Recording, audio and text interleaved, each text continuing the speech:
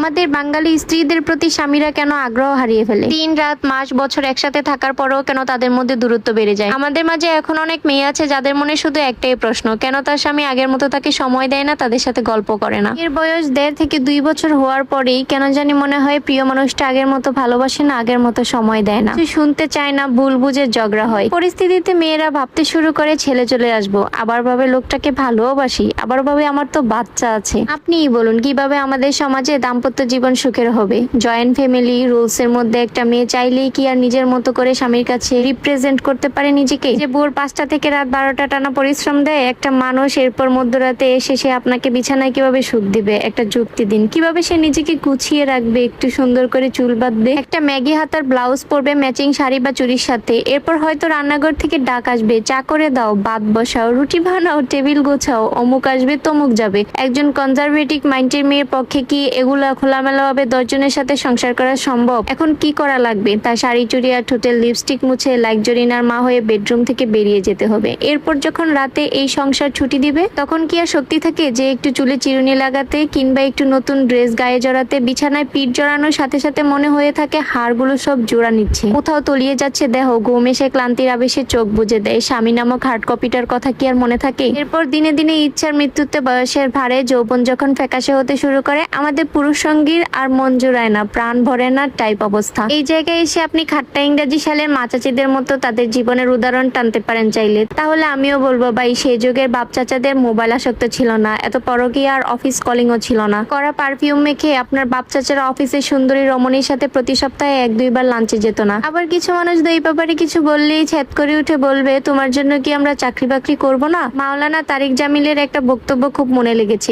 Joint family লিস্টের আমাদের স্বামী স্ত্রীর ভেতর সম্পর্ক নষ্ট করে দেয়। এই কারণেই আমাদের সমাজে এত এত দাম্পত্য কলহ।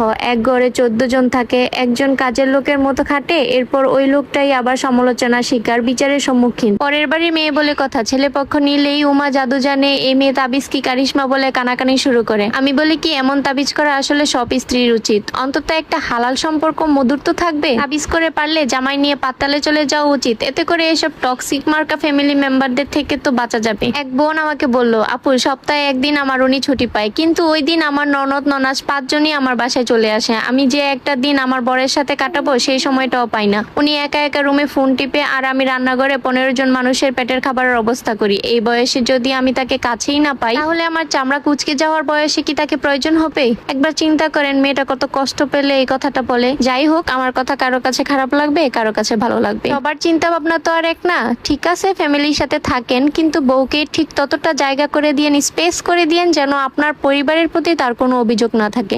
সবাই ভালো থাকবেন, সুস্থ থাকবেন। আসসালামু আলাইকুম।